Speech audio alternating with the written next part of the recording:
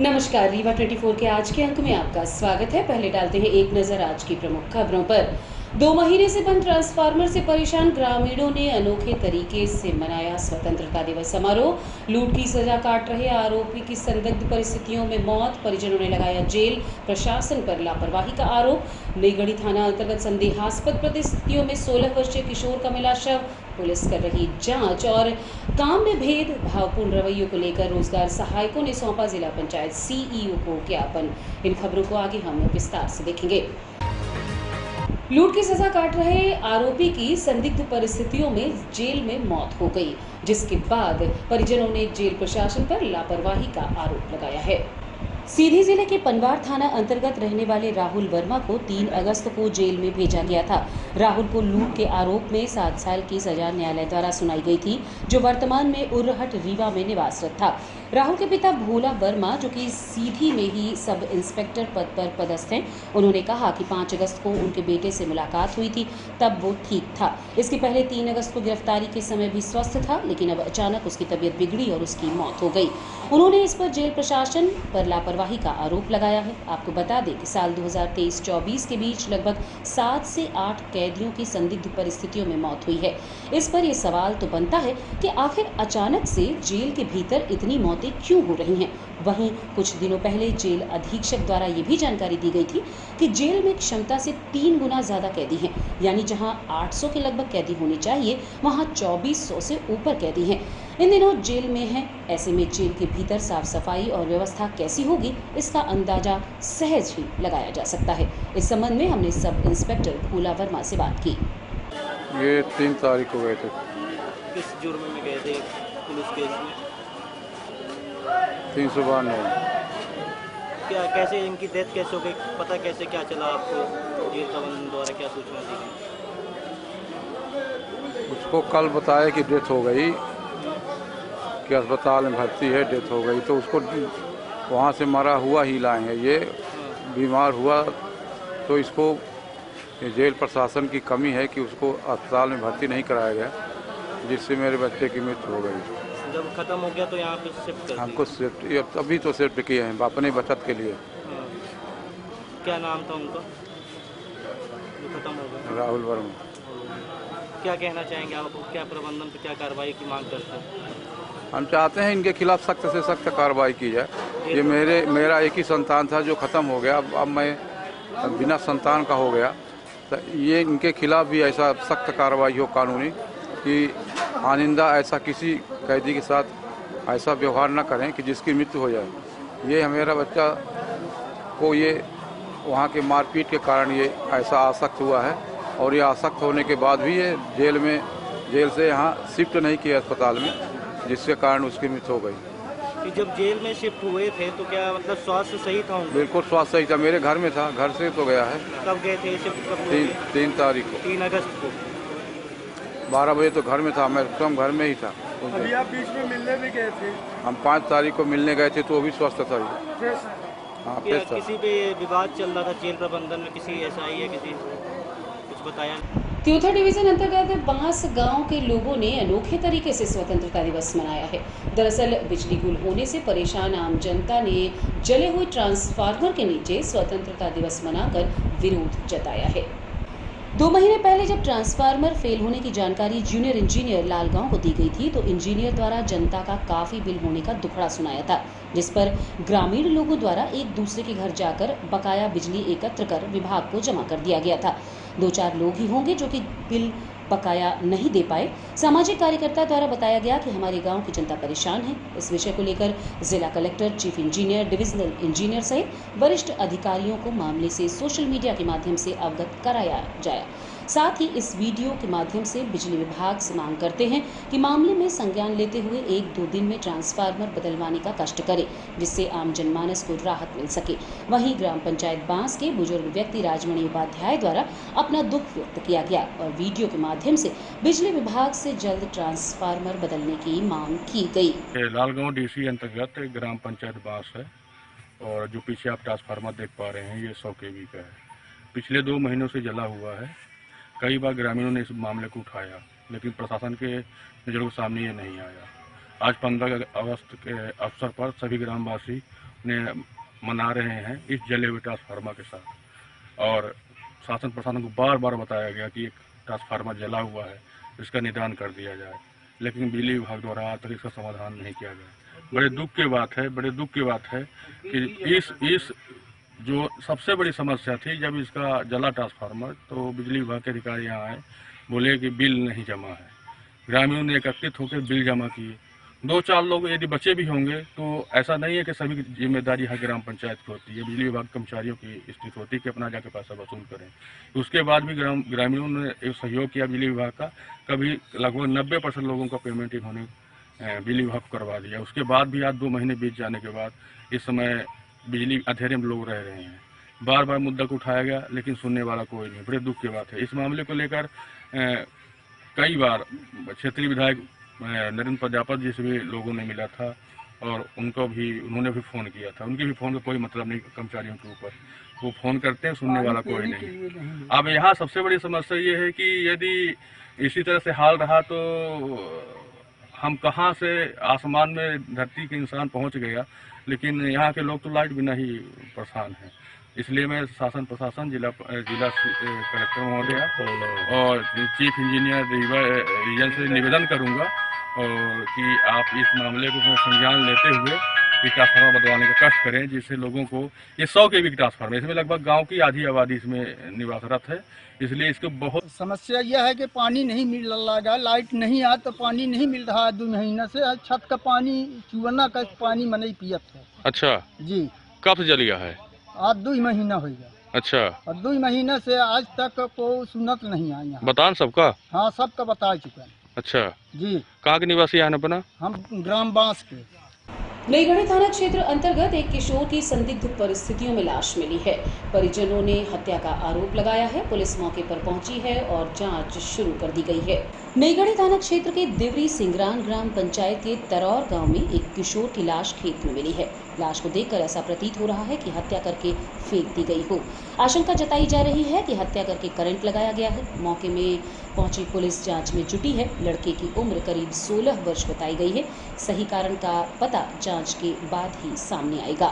रीवा के सिरमौर चौराहे से बोदा और सिरमौर मार्ग के लिए बनाए जा रहे फ्लाईओवर का कार्य पूर्ण हो चुका है, जिसका जल्द ही उद्घाटन होगा और रीवा की जनता के लिए एक नई सौगात मिलेगी। नवनिर्मित फ्लाईओवर का कार्य पूर्ण हो जाने के बाद अब इसमें रंग रोगन का कार्य शुरू कर दिया गया है। फ्लाईओवर की गुणवत्ता जांच के लिए दिल्ली से इंजीनियर बुलाए गए हैं, जो डिटेक्टर लगातार 48 घंटे तक निरंतर फ्लाईओवर की जांच करेंगे। गुणवत्ता पर रखने के लिए नवनिर्मित फ्लाईओवर के ऊपर कई भारी वाहन चलाए जाएंगे।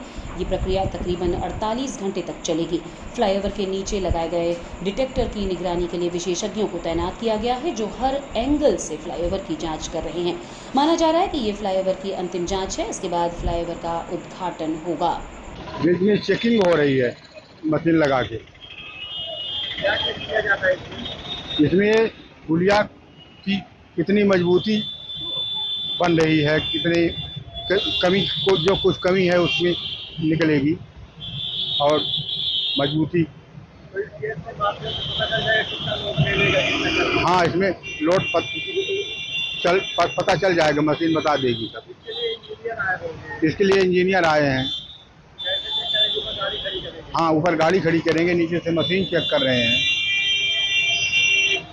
मशीन लगाए रहेंगे आपको। ये कम से कम 24 घंटा 48 घंटा लगेगी। चेक करते रहेंगे। हाँ, करते रहेंगे। क्या नाम है? हमारा शिवशरण मिश्रा, गार्ड है मैं। और रुकेंगे एक छोटे से विराम के लिए। आप बने रहिए रीवा 24 न्यूज के साथ।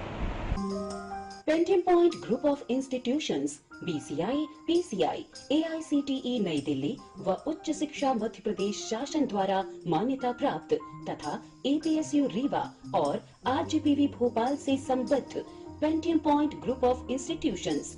हमारे यहाँ नियमित पाठ्यक्रमों में law courses BA LLB, LLB, LLM, BCom LLB, BBA LLB, management courses MBA, IT, finance, marketing, HR, BBA, pharmacy courses D pharmacy, B pharmacy, pharmacy के अलावा BA all group, BBA, BCA, BCom, BSc, CS, PCM, BSc, CPZ, BSc Biotech, MSc Physics, Chemistry, Computer Science व Biotech, MA History, Sociology, Economics, MCom, MSW, PGDCA उपलब्ध हैं। सन 2002 से लगातार आपकी सेवा में तत्पर Pentium point group of institutions.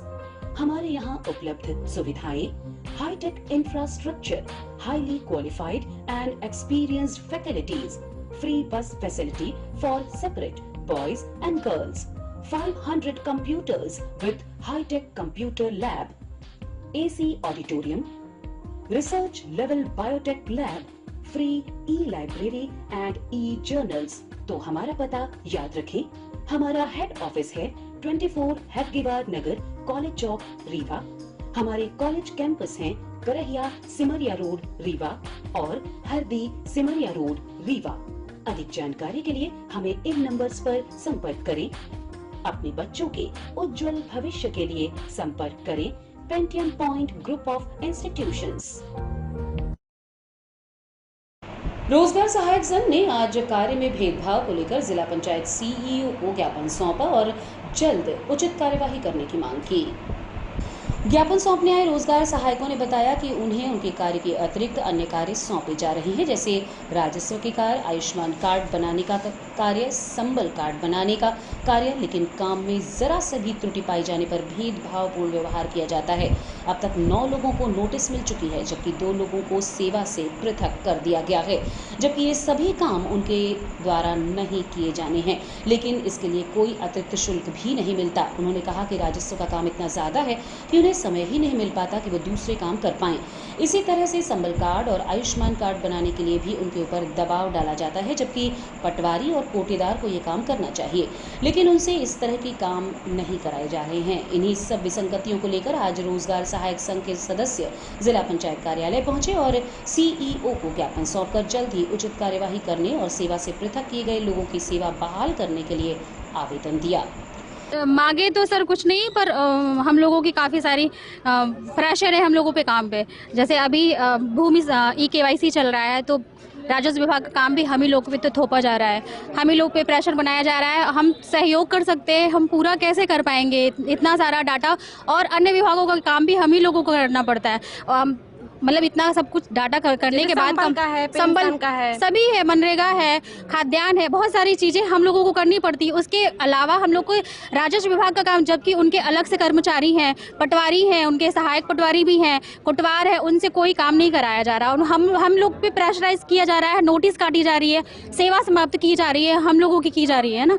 तो बस इसी सर के से निवेदन था कि हम लोगों पे प्रेशर न दिया जाए, और जबकि आपके विभाग में अलग से काम है, राजस्व विभाग के अलग कर्मचारी हैं, तो उनको बोला जाए हम लोगों को क्यों बलि का बकरा बनाया जा रहा है। हर काम में, हर योजना में हम लोग को कुदा दिया जाता है, और हम लोग करते भी हैं काम, उसके बाद भी नोटिस हम ही लोग को दी जाती है, हम ही लोग की कार्रवाई ऊपर कार्रवाई की जाती है, और हम लोग की सेवा समाप्ति, क्योंकि रोजगार सहायक पंचायत का सबसे कमजोर कड़ी माना जा रहा है और सबसे स्ट्रांग भी वही है, काम भी उसी के दम पे हो रहा है, और जब काटने की बारी आती है तो गला भी हम ही लोग का रेत दिया जाता है। तो सर से निवेदन करने आए थे कि कार्रवाई ना हो, सहयोग तो हम लोग कर ही रहे हैं, हर विभाग में जो भी काम आता है हम लोग करते ही हैं। अपनी समस्याओं को लेके आज आदरणीय जिला सीईओ को ज्ञापन के माध्यम से अपनी समस्याओं को आज हमने अवगत कराया है। चूँकि विभागीय कार्य हम तो करते ही हैं, साथ साथ अन्य विभाग का काम भी हमें सौंपा जाता है। पहले भी हम लोग करते थे, लेकिन भय जैसी स्थितियाँ नहीं थी हमारे पास।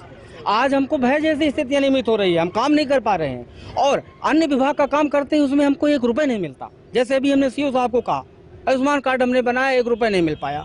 हमारे निवेदन को उन्होंने ध्यान दिया और तत्काल अधिकारियों से उसकी समीक्षा की, और पाया गया कि अभी इनको वास्तविकता में नहीं मिल पाया। ऐसे कई सारे ऐसे कार्य हैं जिन्होंने हमने किया, और उसका हमको कोई वेतन नहीं मिल पाया। इन्हीं समस्याओं के लिए हमारे पास दबाव न हो, हम काम करते हैं, लेकिन एक सुरक्षित तरीके से हम काम करें, ताकि हमको और हमारे साथियों को कोई दिक्कत न हो, और योजनाओं का संचालन, योजनाओं का लाभ हमारे हितग्राहियों को पहुंचे, इसके लिए हम हमेशा तत्पर रहते हैं। उनमें कोई कमी। भय की बात कर रहे हैं, किस प्रकार का भय आपको? भय ऐसा कि अन्य विभाग का काम जो अभी है, राजस्व अभियान चल रहा है, जिसमें विभागीय मदद नहीं मिल पा रही, उसके बावजूद हम लोग काम करते हैं, हमारी समीक्षा होती है, हमें डांट फटकार मिलती है, हमारी नोटिस कटती है, संविदा समाप्त जैसी स्थितियां निर्मित होती है।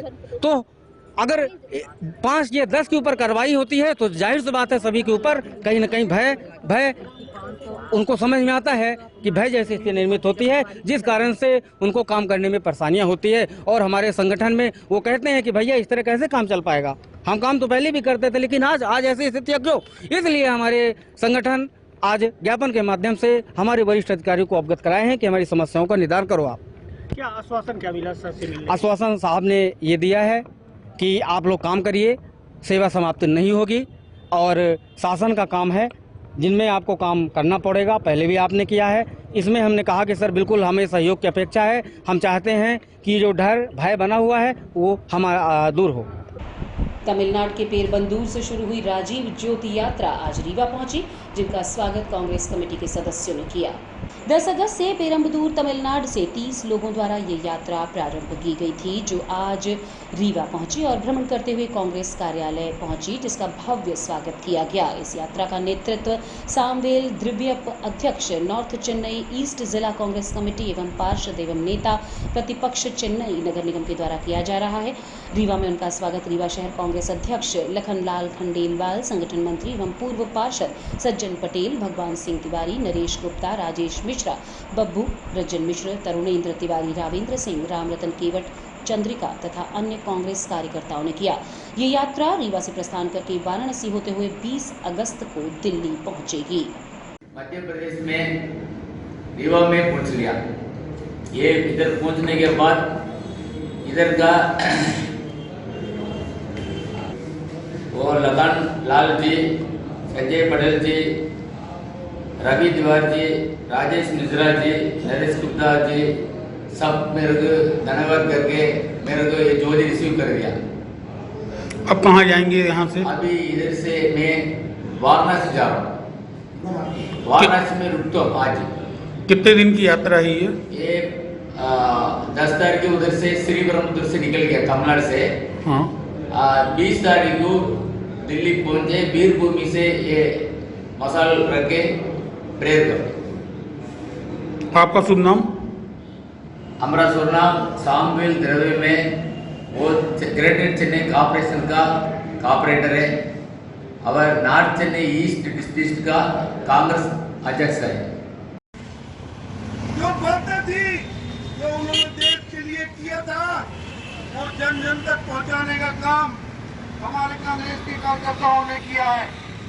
आज सब लोगों से अपील है कि देश के अंदर जिस तरह से इस समय महंगाई, बेरोजगारी और भ्रष्टाचार फैला हुआ है, निश्चित रूप से कांग्रेस पार्टी के एक सिपाही एक घर पर जाकर इस बात को बताएंगे और इस बात को समझाएंगे कि जिस तरह से इस देश के अंदर एक कानून शासन। और रुकेंगे एक छोटे से विराम के लिए, आप बने रहिए रीवा 24 न्यूज के साथ। हड्डी जोड़ एवं रीढ़ रोग तथा स्त्री रोग एवं प्रसूति रोग का इलाज एक ही छत के नीचे। विघ्नहर्ता hospital and trauma centre, hotel landmark के पास, रतहरा, रीवा। डॉक्टर संतोष सोनी, पूर्व चिकित्सक, बॉम्बे हॉस्पिटल, मुंबई। हड्डी जोड़ एवं रीढ़ रोग विशेषज्ञ, छोटे चीरे एवं दूरबीन विधि द्वारा हाथ तथा पैर की हड्डियों का ऑपरेशन।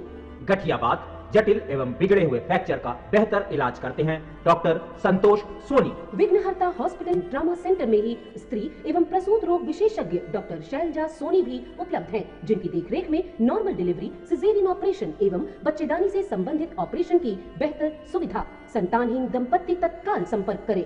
विघ्नहर्ता hospital and trauma centre, hotel landmark के पास, रतहरा, रीवा। सुविधाजनक एवं सफल इलाज हेतु आज ही संपर्क करें।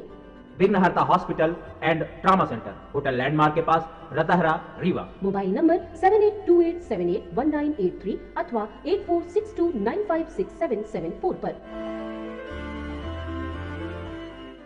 रीवा के मनकामेश्वर मंदिर में गत वर्षों की भांति इस वर्ष भी शारदा भजन मंडली द्वारा रामचरितमानस पाठ का आयोजन किया जा रहा है, जिसका शुभारंभ आज यानी 16 अगस्त से हुआ और समापन कल यानी 17 अगस्त को होगा।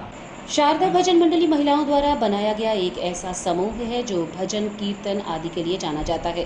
संभवतः ये प्रदेश का पहला ऐसा समूह है जो महिलाओं द्वारा ही बनाया गया है और महिलाओं द्वारा संचालित भी किया जाता है। शारदा भजन मंडली द्वारा पिछले 3 वर्षों से लगातार ये आयोजन किया जा रहा है। इस बार चौथी बार भी रामचरितमानस पाठ का आयोजन किया जा रहा है जो 16 अगस्त से लेकर 17 अगस्त तक चलेगा। 17 अगस्त को अनुष्ठान समापन किया जाएगा जिसमें भंडारे का आयोजन भी होगा। भजन मंडली के सदस्यों ने सभी भक्तों से सहयोग करने एवं प्रसाद लेने की अपील की है। आयोजन को लेकर हमने शारदा भजन मंडली की सदस्य सरगम रीति पांडे से बात की। हर हर महादेव। हर साल की तरह इस साल भी हम सभी बहनें मिलके और श्री रामचरितमानस का पाठ कर रहे हैं। ये हमारा चौथा साल है और ये सभी बहनें मिलके हम लोग करते हैं। ये जगत कल्याण के लिए है, किसी का पर्सनल नहीं है।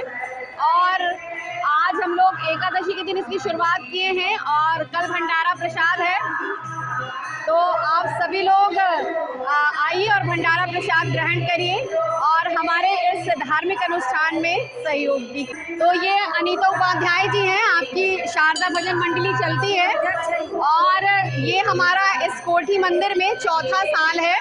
और मुझे ऐसा लगता है कि सार्वजनिक स्थल पर शारदा भजन मंडली ही अखंड मानस करती है। बाकी घरों में तो होता होगा, पर जो महिलाएं हैं वो सार्वजनिक स्थल पर शारदा भजन मंडली करती है। हर हर महादेव, हर हर महादेव। जय हो मेरी शारदा मैया की।